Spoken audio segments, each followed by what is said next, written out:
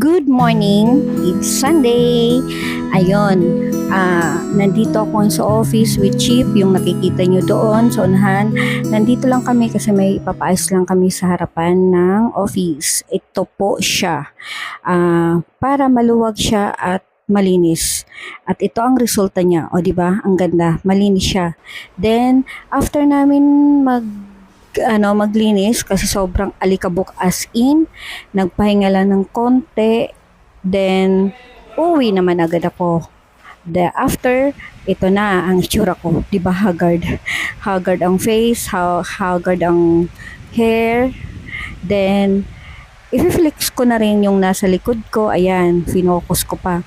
Yan, namimiss ko yan. Love na love ko yan. Kaya heart. And then, yan lang.